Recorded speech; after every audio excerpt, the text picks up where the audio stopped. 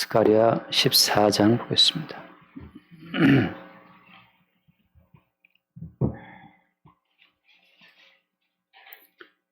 14장 6절입니다. 그날에는 빛이 없겠고 광명한 것들이 떠날 것이라. 여호와께서 아시는 한 날이 있으리니 낮도 아니요 밤도 아니라 어두워 갈 때에 빛이 있으리로다. 그날에 생수가 예루살렘에서 솟아나서 절반은 동해로 절반은 서해로 흐를 것이라. 여름에도 겨울에도 그러하리라. 아멘. 보겠습니다. 오늘 말씀의 6절 말씀에 보면 그 날에는 빛이 없겠다. 광명한 것들이 떠날 것이라 이렇게 되어 있죠. 빛이 없고 광명한 것들이 떠나게 되면 하늘의 해와 달과 별들이 다 사라진다는 것을 말하고 있잖아요. 또 빛이 없겠다. 빛이라고 하는 것은 하나님의 창조하신 창조의 첫날에 있던 거잖아요. 그 빛이 없겠다. 그러니까 말하자면 하나님이 창조하신 그 빛, 하나님이 창조하신 하늘의 해와 달과 별들, 광명한 것들, 그런 것들이 다 떠날 것이다. 그렇게 말씀하시면서 7절에 여호와께서 아시는 한 날이 있을 것이다. 여호와께서 아시는 그 새로운 한 날은 어때요? 낮도 아니고 밤도 아니라 어두워 갈 때에 빛이 있을 것이다. 이렇게 말씀하고 있어요. 그러니까 이 말은 무슨 의미겠습니까? 하나님이 창조하신 그 첫 번째 창조에 속한 모든 것들이 이제 사라지고 하나님 새로운 창조를 하실 것을 말씀하고 있는 거예요. 왜냐하면 여기 낮도 아니고 밤도 아니다라고 말할 때 낮과 밤이라고 하는 것은 하나님이 창조하신 이 창조 질서의 어떤 기본 틀이에요. 기본 구조. 우리가 그 창세기 1장을 잠깐 후딱 보면 창세기 1장 5절 말씀에 보면 하나님이 첫째 날 만드신 것이 빛이었잖아요. 창세기 1장 5절에 하나님이 빛을 낮이라 부르시고 어둠을 밤이라 부르시니라. 저녁이 되고 아침이 되는 이는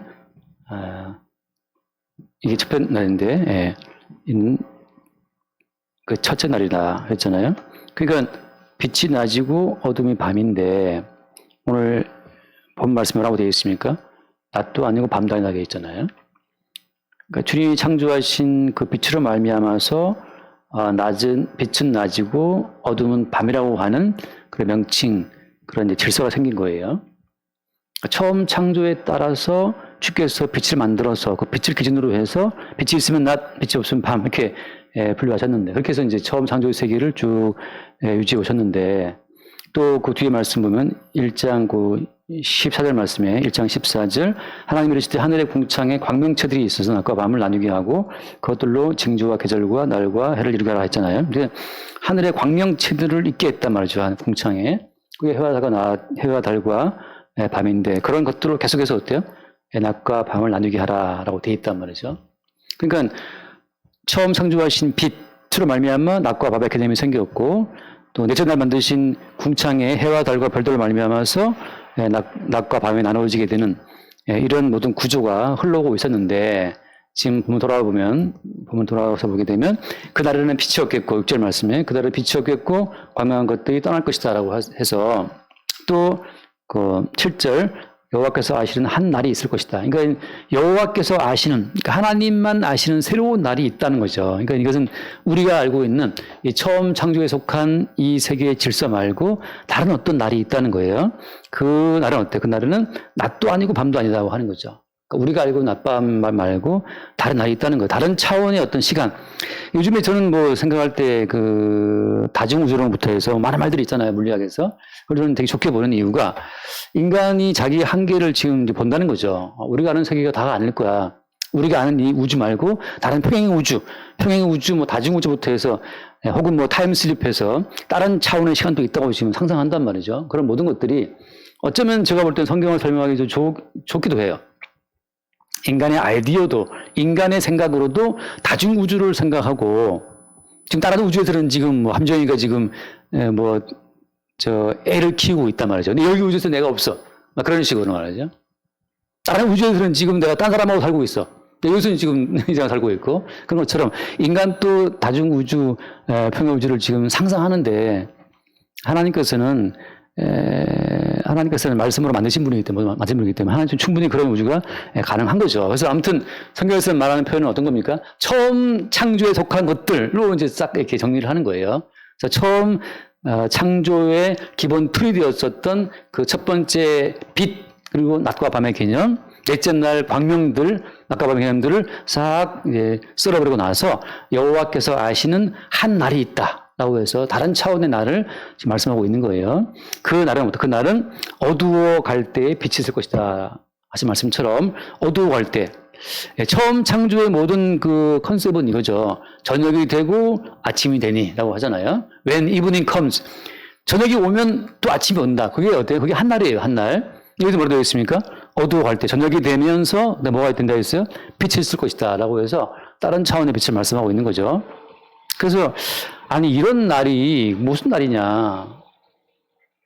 우리가 알고 있는 자연적인 개념의 날 말고 다른 날을 말씀하고 있는 거예요. 말하자면 이런 거죠. 그러니까 이제 아까 했던 말씀처럼 그리스도 예수 안에 있는 새로운 법의 세계, 죄와 사망의 법 말고 그리스도 예수 안에 있는 생명의 성령의 법이 통치하시는 새로운 차원이 있다고 하는 거예요.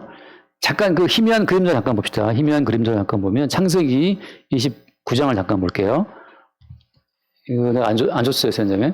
창세기 29장 18절 말씀 보면 29장 18절 야곱이 라헬을 더 사랑함으로 대답하였되 내가 외삼촌의 작은 딸 라헬을 위하여 외삼촌에게 7년을 섬기리이다. 19절 라반이 이르되 그를 내게 주는 것이 타인에게 주는 것보다 나으니 나와 함께 있으리라. 다 함께 20절 말씀 볼까요? 20절 야곱이 라헬을 위하여 7년 동안 라반을 섬겼으나 그를 사랑하는 까닭에게 7년을 며칠같이 여겼더라. 야곱이 라헬을 너무 사랑해서 라헬과 결혼한다니까 삼촌이 라헬을 준다 그러니까 이제 그 라헬과 결혼하는 그 날 7년 동안만 이거 섬기면 7년 후에 라헬과 결혼할 수 있어라고 하는 그 라헬을 너무너무 사랑하는 까닭에 그 7년이 어때요? 7년이 7일 며칠같이 지나간 거예요. 그러니까 물리적인 법칙이 사랑 안에서 다 깨져버리는 거죠. 물리적인 시간의 법칙이 이게 사랑이라고 하는 새로운 차원 안에서는 7년이 며칠로 바뀌는 것처럼 그리스도 예수 안의 세계에서는 죄도 죄가 안 되고 사망도 사망이 안 되고 죄와 사망의 법이 생명의 성령의 법으로 바뀌는 것처럼 그리스도 예수 안에 있는 새로운 나를 지금 주께서 말씀하시는 거예요. 자, 그러기 위해서는 어떤 세계가 따라오냐 하면 기존의 모든 이 세계가 이게 떠나가고 사라지고 붕괴져 버리는 어떤 사건이 따라온다고 하는 거죠. 한 번 더 봅시다. 베드로후서 3장 8절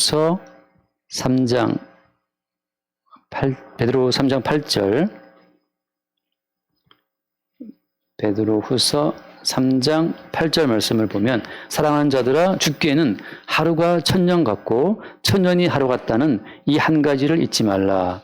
이게 참 우리로 볼 때는 이게 무슨 말이냐. 하루는 하루고 천년이면 천년이지 무슨 하루 천년 같으냐. 우리 인간은 천년을 상상할 수 없잖아요. 근데 하루가 천년 같고 천년이 하루 같다는 이 한 가지를 잊지 말라. 그리스도 예수 안의 세계에서는 우리가 아는 모든 시간과 공간의 개념이 다 사라진다는 걸 말하고 있는 거예요. 그게 우리는 상상할 수 없죠. 이게 무슨 얘기야. 우리가 그 하나님이 처음에 창조했을 때 그 모든 걸 먹을 수 있지만 뭐를 먹지 말라? 선악을 알게 하는 나무를 먹지 말라 말씀했잖아요. 그 선악을 알게 하는 나무를 먹은 다음부터 우리 안에는 다른 시간이 우리 몸 가운데 흐르고 있는 겁니다. 어떤 시간이?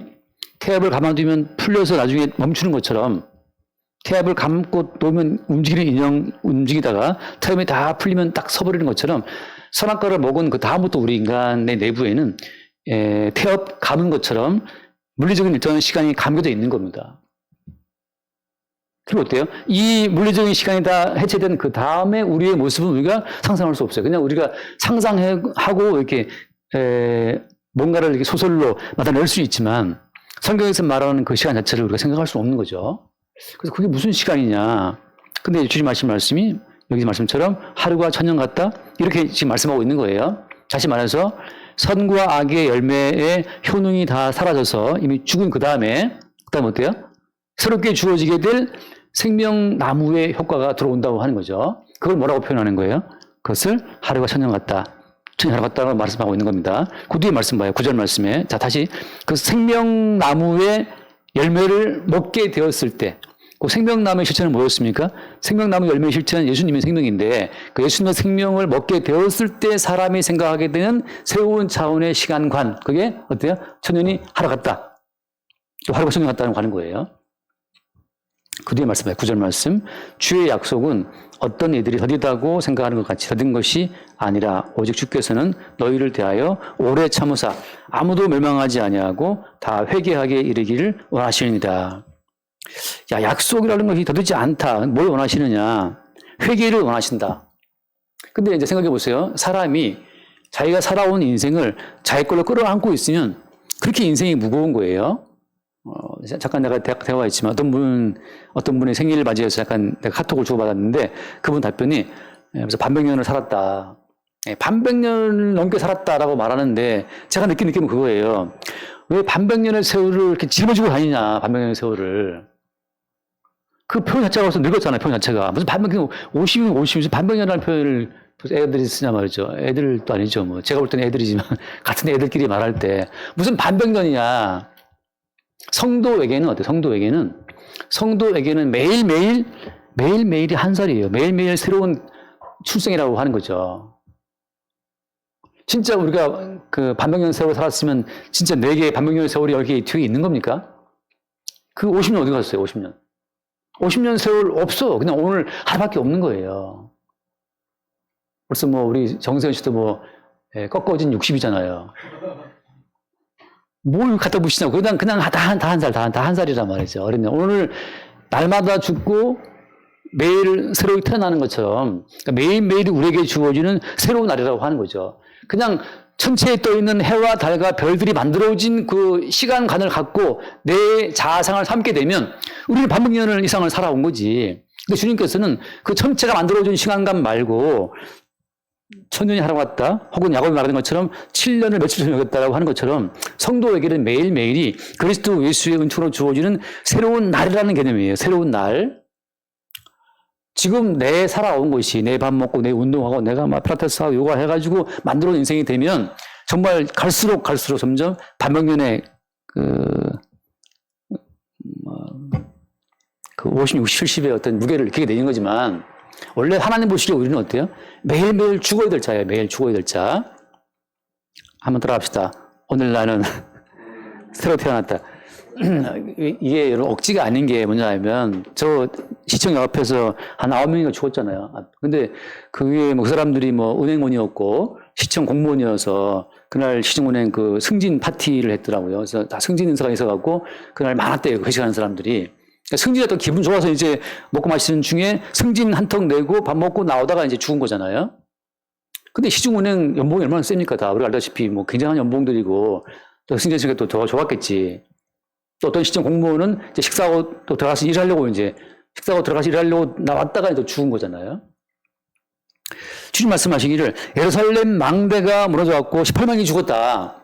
근데 그 사람들이 너희보다 더 죄가 많아진 것이라고 생각하지 말아라 말이죠. 너희도 회개치 않으면 똑같다. 다시 말하면 그날 9명 죽은 그 시청 앞, 역 앞에 그 사람들이나 우리나 우리가 착하게 살아가는 것이 아니라는 거예요. 바꿔 말하면 우리는 매일매일 주님 보시기에 죽어야 될 짠데 오늘 살아있는 거예요. 다시 내가 주체가 되어서 내가 만들어가는 내 인생으로서는 이미 끝났었고 이미 죽어야 될 인생이에요. 죽어야 될 인생들이 살아있는 거죠. 제 친구 하나도 군대에서 의문사로 죽었거든요. 그렇게 그러니까 긍정적일 수가 없어, 걔가. 항상 신문 돌리고 집에 가라앉았는데 그냥 신문도 돌리고 이렇게 항상 우리 보면 이렇게 허허 우는 스타일, 아주 그냥 그 호인 스타일이거든요. 애들 막 얼굴도 금지막하고 그냥 복수가 생겼어요. 근데 영지 만났는데 걔가 없어. 왜 어디 갔냐? 걔 군대 죽었어. 그 당시에 군대 죽으면 지금이야 뭐 인권위부터 막 파고들지만 그때는 뭐 죽으면 뭐 어떻게 죽은지 뭐 알기는 합니까? 제가 유격 들어갔을 때 유격 이렇게 줄 타고 쭉 내려가다가 앞에 타이어 거쳐 딱 멈추는 게 있거든요. 그거. 근데 제 바로 앞에 그 분대 애들이 그 유격팀 애들이 하다가 다 다쳐서 중상 있고 그래가지고 제때 딱 그걸 멈춘 거예요. 저는 정말 너무 잘 됐다고 할렐루야 감사했어요. 나도 했으면 또 어리를 하다가 또 박을 수 있는데 딱 그 앞에 사고 나가지고 멈추는 바람에 그거 뭐 수습한다고 이제 딱 멈췄단 말이죠. 죽을 일이 막 쌓인 거지. 내 바로 옆에 밑에 동기에도 맞아가지고 내장 팔려서 후송 가서 겨우 살아났잖아요. 그런 사건부터 해서 그냥 지금 살아있는 것은 내가 너무 내가 잘 인생을 관리해 살아온 것이 아니라 예루살렘 망대가 무너져서 18명 죽은 것이 더 너희 죄가 많아 죽은 것이 아니고 똑같다는 거죠. 우리 모두는 매일매일 죽는 거예요. 누구와 함께? 십자가에 죽으신 예수와 함께 성령이 십자가에 몰려올 때마다 예수의 죽으심이 곧 나의 죽음이라는 사실을 확인받는 게 성도라는 거죠. 따라서 성도에게는 매일매일이 새로운 한 살이지. 어제 죽었어요. 오늘 살아있으니까. 오늘 살아있는데 새로운 한 살이지. 무슨 반백년을 짊어지고 있어요. 오늘 한 살인데. 한 살인데 주님이 어제 모든 기억을 내가 딱 이렇게 블루투스로 연결해갖고 담아놨기 때문에 또 그걸 이제 갖고 있는 거죠. 매일매일. 잠자는 사이에 주님이 기억을 연결해갖고 이어지는 나라면 또, 그건갑다고 살고 있는 거죠. 그래서 여기 말씀처럼 다 회개하기에 이르기를 원하신다라고 하잖아요. 그래서 아무도 멸망하지 아니하고 말할 때 주님의 기다리는 시간이 하루를 천년처럼 기다리시는 겁니다. 그러니까 주님께서 우리를 기다리신다고 말할 때, 아니 무슨 천년을 기다렸습니까 주님이 이렇게 말할 때, 자 말씀 한번 봐요. 주님이 천년을 기다렸다는 말이 무슨 말인가? 에베소 1장 4절 말씀 봅시다. 에베소 1장 4절. 에베소 1장 4절. 곧 창세전에 그리스도 안에서 우리를 택하사. 여러분 이게 물리적으로 말이 안 된다는 걸 생각해 보세요. 왜냐하면 지금 우리가 창세전에 우리가 있었어요. 우리는 지금 저는 1967년생인데 그때 태어났잖아요. 창세전에 정춘하라는 인간은 없었어요. 창세전에 이미 나 없었다고. 공도 출신 이미 나 없었어요. 창세전에 구순영 권사님 없었다니까. 근데 뭐라고 했습니까? 창세전에 그리스도 안에서 우리를 택하사. 바꿔 말하면 그리스도 예수 안에서는 우리가 왔었어요. 우리가 그때 있었던 거예요. 예, 할렐루야. 예. 창세전 그리스도 안에서는 우리가 어때요? 있었어요. 근데 우리가 알아요, 몰라요? 모르지, 당연히. 난 지금 태어났는데 어떻게 알아? 그걸 모르죠. 다시 말해서 주님께서는 창세전에 그리스도 안에서 택하신 그 우리를 건져내기 위해서 창조하신 이후로 수없이 많은 해와 달과 별들이 1000년, 2000년 넘어가도록 계속 기다리신 끝에 마침내 우리를 성령으로 찾아오셔서 우리를 주의 자녀로 삼아주시는 이 사건을 일으키신 거예요. 그래서 우리가 지금 어때요? 지금 그리스도 예수 안에서 그의 자녀가 되도록 부르심을 입었다고 하는 거죠. 이게 주님이 기다리신 천년의 세월이라고 하는 거예요. 창세 전에 이미 다 준비해 놓고 다시 우리를 만나기 위해서 창조하시고 해와 달과 별들을 수천 동안 회전시키시고 낮과 밤에 수없이 많이 하시고 마침내 우리를 만나서 내가 너를 위해 피 흘려 죽었다라고 하는 메시지를 갖고 마치 피 흘려서 우리를 낳은 그 산모처럼 우리에게 손을 내밀어서 창세전에 감춰있던 새로운 자아로 우리를 태어나게 하신 거란 말이죠. 지금 우리가 알고 있는 나라고 하는 것은 대한민국 땅에 태어나서 대한민국의 가치와 문화로 만들어진 빚어진 우리 자아는 이거는 한시적인 자아이기 때문에 주님이 치매로 지워버린단 말이에요. 저 우연한 기회에 그 도쿄돔에서 뉴진스의 한이라는 애가 부른 푸른 사나트라는 일본 노래를 불러가지고 일본 사람이 열광했다 그러는데 80년대 그 풍요로운 일본 시대의 그 추억을 한이가 그 푸른 사나트라 노래를 가지고 소환했다. 그래서 난리 났다는 거죠, 지금. 그래서 지금 일본 생방송 NHK인가 그 생방송에 또 한이가 또 나갔어요. 그래서 또 노래를 불렀어요.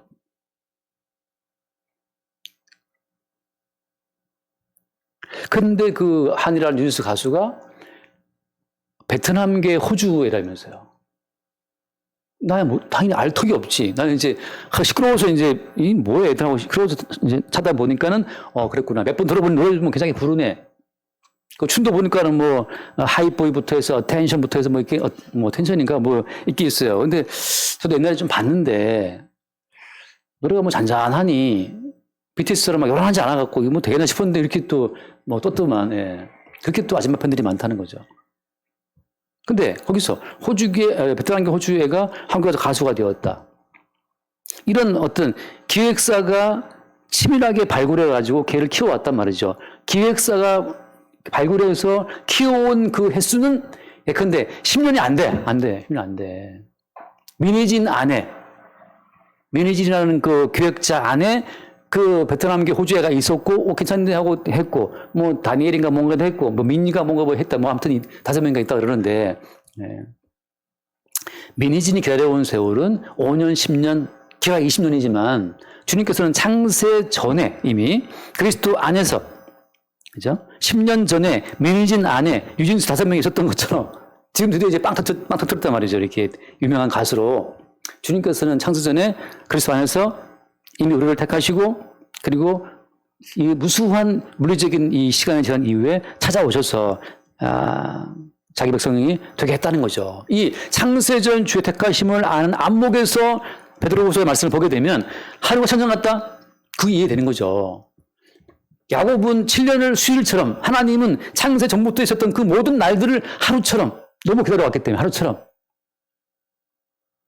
때로는 어때요? 하루 천년처럼 기다린 끝에 만나게 된 거죠. 그러니까 그리스도 예수 안에 어떤 그 구원의 경륜을 파고 보면 볼수록 점점 그 안에는 놀라운 비밀이 있게 되고, 그 어떤 경륜을 훑어가는 과정을 통해서 더 새로운 어떤 감동이 우리 가운데 오게 되죠. 뭐 감동이 오나 말인지 모르겠지만 아무튼 온다는 거죠. 자, 그래서 오늘 돌아와서 봅시다. 그래서 그 여호와께서 아시는 한 날이 있다라고 하는 거. 이거는 마치 민희진이가 유진수 5명을 준비해서 데뷔를 시켰던 그 날처럼 하나님께서는 창세 전부터 준비했었던 모든 자기 백성들을 마침 그리스도 예수 안에서 만나게 되는 그 날, 그 날 가운데에서 창조의 모든 시간들은 다 날아가 버리고 그리스도 예수께서 우리를 위해 준비해 놓으신 새로운 시간 속에 우리가 있다는 것을 보게 되는 거죠. 그러니까 지금 우리가 알고 있는 자아는 저도 마찬가지죠. 대한민국 사람이잖아요. 강원도 사람이고 뭐 그랬잖아요. 그랬더래 저랬더래 하면서 이제 코 왔는데 저는 제가 설교할 때 사투리 없다고 저는 확신 안 하는데 들어본 사람들이 사투리 많이 쓴다 하더라고. 그 내가 무슨 사투리를 쓰냐. 나 표준말밖에 안 쓰는데 그랬더니 사투리 많이 나온다 그러더라고요. 네, 맞나 모르겠어. 그러더라고요, 진짜. 그런가? 어쩔 수 없는 이 해와 달과 별들의 시간 속에 빚어진 이 자아라고 하는 것은 주님 앞에는 문제가 안 되는 거예요, 이것이. 언젠가는 날아갈 것이고, 침이 오면 지어질 것이고, 죽으면 끝날 것이지만, 주께서 창세전부터 준비해 놓으신 이 새로운 기획서, 성경이 말해주고 있는 그 새로운 자, 창세전 그리스도 예수 안에 택함 받았던 그 새로운 자로서 우리를 보게 되는 거예요. 그러니까 이 땅에서 벌어지는 이 많은 사건들은 마치 하나에 주어진 어떤 연극 대본 같은 대본 정도밖에 안 되는 거기 때문에 여기에 주어진 삶의 모습에 너무 우리가 흔들릴 필요가 없다는 거죠. 왜? 사람 사는 건 거기니까. 똑같잖아요. 새끼밥 먹어야 되고, 잠 자야 되고. 최태원 회장이 무슨 여자가 있다면서요. 1조 몇천억까지 조사라도 여자 얻고 싶었던 그 여자. 또 밥 먹어야 되겠지. 잠은 자야 되겠지. 화장실은 가야 되겠지. 염색은 해야 되겠지. 아직 염색할 때 안 되는지 모르겠지만, 똑같단 말이죠. 그냥 내가 왕이다 하고 살면 되는 거죠. 내가 왕이다. 이러면서 내가 왕비다라고, 왕비가 맨날 가르치냐. 근데 그냥 재미삼아 재미삼아 힘들어 죽겠는데. 사도행전 13장. 사도행전 13장 48절을, 몇 절이죠? 48절, 13장 48절. 이방인들이 듣고 기뻐하여 하나님의 말씀을 찬송하며 영생을 주시기로 작정된 자는 다 믿더라. 자, 영생을 주시기로 작정을 언제 하셨죠, 주님이? 창세전에. 이건 천년에 무한 반복해도 들어갈 수 없는 창세기 이전, 그때부터 주님께서 이미 딱 영생을 주시기로 택해 놓으시고 나서 마침내 어때요? 사도 바울이 활동하던 요 시대, 사도 바울이 비시디 안디옥에 가서 말씀을 증거하는 요 시대, AD 예를 들어서 한 대충 이때 언제였을까요? 그래봤자 AD 한 5, 60년경, 60년 정도 해와 달과 별들의 시간으로 보자면은 몇천 년 정도 있었겠죠. 그 시간 만에 드디어 만나게 된 거예요. men해진 어도 대표가 한이 민지 해가지고 걔들을 막 키워가지고 예쁘다 키워가 드디어 딱 데뷔시켰을 때 그 기쁨이 있었던 것처럼 지금 주님께서는 그 오랜 세월부터 준비하고 기다렸던 그 만남 자체를 마침내 여기에서 그들을 통해서 만나게 된 거죠. 다 믿더라. 그 그리스도 예수와 그들이 만나게 되는 그 시점이 주님께서 아시는 새로운 한 날. 이미 찬송부터 준비되었던 그 날의 관점으로 새롭게 자기 인생을 쫙 보게 되는 거죠. 다시 봤더니만 형님들이 나를 판 것 때문에 걱정하지 마세요. 해도 요셉처럼 주께서 형님들을 통해서 나를 보냈다고 했던 요셉처럼 새로운 안목으로 자기 인생을 볼 수 있는 눈이 그때 생기는 겁니다. 왜 이렇게 내 인생에 이게 팔자가 사납고 꼬였나? 팔자 뭔지 아시죠? 팔자. 태어난 연월 일시에 각자 그 기둥 천간지지 해갖고 나오는 저는 정미생, 정민년, 또 뭐더라 다 까먹었는데 벌써. 아무튼 팔자 있잖아요. 그거는 창세 이후, 해와 달과 별들이 생긴 이후부터 나온 이 땅의 가치관을 만들어 놓은 팔자고, 성경에서 그걸 깐부리 다, 지금 해와 달과 별들 없어요. 지금 말씀했잖아요. 아까 그날에는 빛이 없겠고, 광명한 것들이 떠날 것이다. 주님께서는 지금 해와 달과 별들의 기반을 둔 그 사주팔자를 다 날려버리고 나서, 주님이 아시는 한 날, 새로운 날, 낮도 아니고, 밤도 아니고, 저녁이 되고, 빛이 오는 그 새로운 날을 우리한테 말씀하고 있는 거예요. 그러니까, 팔자가 좋은 사람은 지금 땅에 안 들어갔습니까? 고종 황제 지금 안 죽었습니까? 민비 안 죽었습니까? 팔자가 아무리 좋아봐야 다 흙덩어리로 돌아간단 말이죠. 거기에 우리는 부럽다 하지만, 아무리 부러워 본들, 거기도 변비 때문에 고민하고, 거기도 위장도백 때문에 고민하고, 거기도 고혈압 때문에 고민하고, 다 고민이 다 있어요. 지금 대통령부터 영문이 얼마나 고민이 많겠어요. 맨날 빽빽 그래야 되니까, 그것도 고민이 많고, 이재명 대표도 어제 보니까 얼마나 고민이 많은지, 수원까지 왔다가 수원 맞나? 안양인가 수원인가 재판 받으러 다니느라고 너무 편하다는 거죠. 재판도 한두 개라야 말이지. 그래, 나 대표 안 하고 싶다 그러는데 또 주변 또 이상한 애들 이상한 의원들 있잖아요. 열성파들이 또 하시라고 밀어 올리니까 또 안 하고 싶은데 하셔야 됩니다. 하나만 하면 90% 이상 나오겠지. 모양새가 있어야지. 90% 싹 쓸어 먹으면 그것도 참 웃기잖아요. 모양새도. 그게 다 잘 되나 못 되나 다 똑같은 것들이 모여 있는 거예요. 그냥 어떤 것들이 광명한 것들, 해와 달과 그 별빛 아래에서 움직이는 인간들의 모습인 거죠. 성도는 그거 다 날아가고 창세기 이전의 관점에서 자기 인생을 보는 자들이기 때문에 이 땅 그런 가치에 매일 필요도 없어요. 마지막으로 돌아와서 봅시다. 돌아와서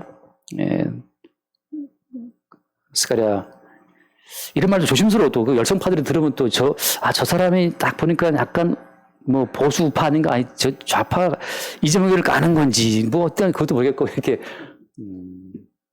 각자 알아서 8절 말씀 8절만 읽고 갑시다. 8절 그날에 생수가 예루살렘에서 솟아나서 절반은 동해로 절반은 서해로 흐를 것이나 여름에도 겨울에도 그러하리라. 여러분 이 동해 서해 여름 겨울은 중요한 게 아니고 중요한 건 생수가 난다는 거예요. 어디에서? 예루살렘에서. 예루살렘은 뭘 말하죠? 예루살렘이라고 하는 것은 위에 있는 어머니를 말하는데 다시 말해서 성도의 원천은 해와 달과 별들의 통치는 이 땅에 있지 않고 해와 달과 별들의 시간을 넘은 창세 전 그것이 바로 유일한 뜻이에요. 유일. 성경에서 말하는 유일이라고 말할 때는 해와 달과 별들이 이렇게 통지하는 자연 세계가 아니고 창세기 이전을 말하는 겁니다. 창세기 이전에 이미 주의 택하심이 있었고 부르심이 있었는데 거기로부터 주어지는 그 생수가 난다는 건데 그 생수의 원천이 뭐죠? 한번 읽고 가십시오. 빨리 좀 시간을 많이 끌은 것 같아요. 창세기 22장 1절 얼른 봅시다. 다 아는 말씀이니까.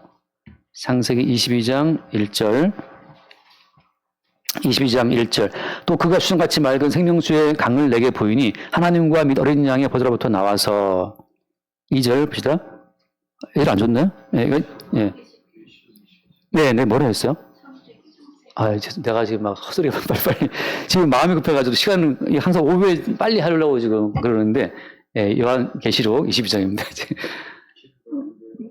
예, 강 좌우에 생명나무가 있어 12가지 열매를 맺되 달마다 그 열매를 맺고 그 나무 잎사귀들은 만국을 치료하기 위하여 했더라. 예. 자, 수정같이 맑은 생명수의 강이잖아요. 이 원천이 어디예요? 해와 달과 별들 통치한 이 지상 안이 아니고 처음 창조의 세계가 아니고 처음 창조의 세계 이전으로부터 나오는 생수라고 하는 겁니다. 그게 예루살렘의 의미예요. 예루살렘이라는 것은 지금 저기 땅 아닌 건 지금 제가 여러 번 말했죠. 예루살렘은 갈라디아에 있는 말씀에 근거하자면 예루살렘은 위에 있는 어머니란 말이죠. 그 위에 있는 어머니, 창세 전으로부터 우리 모든 자들은 이미 있었어요. 거기에서 지상의 보내짐을 받아서 다시 세상에 오신 예수 그리스도로 말미암아 만남을 통해서 이 땅에서 건짐을 받는 거죠. 그래서 여기 보면 하나님과 및 그 다음에 어린 양의 보좌라고 되어 있는데 어린 양의 보좌의 의미는 내가 늘 뭐라고 말씀드려요? 어린 양의 보좌는 어린 양의 용도는 뭐예요? 용도는 어린 양의 용도는 희생 제물이잖아요. 희생 제물 누구를 위한 자기 백성을 위한 제물인데 다시 말해서 우리 어머니들은 한 번 아이를 낳을 때 피 흘리면 끝이지만 그리스도 예수 어린 양 안에서 성도라고 하는 것은 날마다 그리스도 예수의 피 흘림을 기반으로 해서 생성이 되는 존재입니다. 자, 그래서 성도의 나이가 한 살에 말씀드리는 이유는 날마다 성도는 죽고 매일 태어나는 거예요. 태어날 때마다 어때요? 그리스도 예수의 피 흘림이 동반된다고 하는 겁니다. 자, 결론은 뭐냐 하면 이거예요. 그러니까 이 생수라고 하는 것은 말하자면 요한복음 7장에서 뭐라고 단정을 지어요? 너희 배에서 뭐가 나온다? 생수가 나온다 그러는데 그것은 뭘 말하는 거다 했어요? 이것은 그들이 받게 될 무엇이다? 성령. 그러니까 성령이 곧 생수로 이렇게 표현화된 거예요. 그러니까 생수라고 말하는 것은 실체가 다 성령이에요, 성령. 그러면 그 생수, 성령은 어떤 용도로 우리가 다가오는 겁니까? 이스라엘서 13장 1절 말씀을 제가 볼게요. 그날에 죄와 더러움을 씻는 셈이 다윗 족속 예루살렘 주민을 위하여 열린다고 말씀했는데, 그러니까 죄와 더러움을 씻는 셈, 그 셈은 곧 이꼴 무엇이다? 성령인데, 자, 성령은 항상 우리 가운데 우리의 용서받은 죄를 일깨워 주면서 용서받은 그 죄를 씻는 예수 그리스도의 피로 함께 다가오는 거예요. 자, 그래서 성도 입장에서는 매일매일 용서받은 새로운 죄가 나타나고 확인돼야 돼요. 자기를 속이면 안 됩니다. 나는 기도하는 사람이, 나는 금식하는 사람이 거룩하다. 그 처음부터 다 자기를 속이는 거고, 성령은 우리를 탁 쳐서 우리 안에 또다시 죄가 돌출되게 만들어요. 그 죄를 돌출되게 만들므로써 바로 그 죄를 위해 어린 양이 피 흘렸다라고 하는 것으로 함께 따라오는 거예요. 목사를 40년 해도 성령이 치면 죄가 튀어 올라옵니다. 집사님을 50년을 해도 성령께서 우리 가운데 흘러들어오게 되면 다시 용서받은 죄가 튀어 올라와요. 그래서 용서받은 그 죄와 더불어 그 죄를 용서하신 예수의 피가 함께 흘러올 때 그게 생수의 강이 흐른다라는 것에 정확한 정의라 할까? 그게 되는 겁니다. 그러니까 교회 배경 나와도 나는 이제 교회 나오니까 좀 거룩한 사람이야. 성경책 이렇게 끼고 뭐 이렇게 다니는 사람이 지금은 별로 없지만, 예. 그런 생쇼 하는 거고, 그래 놓고 이제 가면 또 대표는 싸운단 말이죠. 그러니까 자기를 단장하고 지칭하신 게 아니라 성령께서 항상 우리의 내면을 치고 우리 속에 죄가 튀어나오는 방식으로 성령의 생수를 항상 공급을 하시는 거예요. 여름이든 겨울이든 동으로 가든 서로는 상관없어요. 자리에 누웠었거든 뭐 TV를 보든 간에 끝없이 우리 속에는 이미 용서하신 어린 양의 피의 그 흘러옴이 항상 있다는 거죠. 어디 안에서? 성령 안에서. 어떤 이미지 형태로? 생수의 형태로. 그 배에서 늘 생수가 난다는 말은 늘 용서받은 죄의 항목들이 우리 가운데 발견되고, 이 죄를 위해서 어린 양이 필요했다는 사실을 보게 됨으로써 성도의 삶 가운데 항상 새로운 감사가 또 새로운 감탄이 나오는 거죠. 나는 죄를 진 적이 도대체 없는데, 기억도 없는데, 그건 치매가 벌써 온 겁니다. 중증, 아주 심각한 거죠. 우리 가운데는 사소한 사건이 다 성령의 생수가 공급될 수 있는 그런 어떤 여지가 있는 곳마다 우리 죄에 그래서 사람의 몸이 70%가 물이라면서요. 진짜 물밖에 없어요. 성령으로 가득할 때는 툭 쳐도 우리의 죄인됨과 그 죄를 위해서 희생당하신 어린 양이 함께 나오게 돼 있어요. 어디 무슨 자기를 속여. 인체의 70, 80%가 결국은 다 물인데 결국은. 그 말은 성령께서 생수로 다가올 때마다 성도 가운데에는 그냥 죄인 중에 예수님이 그냥 튀어나오고 죄인 중에 예수님을 위해서 이 땅에 오신 예수님이 그냥 튀어나오고 그런 사람들이 창세 이전에 그래서 예수 안에서 이미 있었던 존재들이라고 하는 거죠. 그렇게 우리 삶 가운데 날마다 용서받은 죄 항목도 새롭게 나타날 수 있기를 바랍니다. 기도합시다. 존귀하신 주님 감사합니다. 우리가 아는 해와 달과 별들의 세계를 이미 넘어서 창세 이전의 세계로 우리를 끌고 가셔서 창세 이전의 그 여호와께서 아시는 한 나라의 세계 속에서 오늘 우리의 모든 삶을 새롭게 볼 수 있도록 우리를 인도하여 주옵소서. 우리 주 예수님을 기도드립니다. 아멘.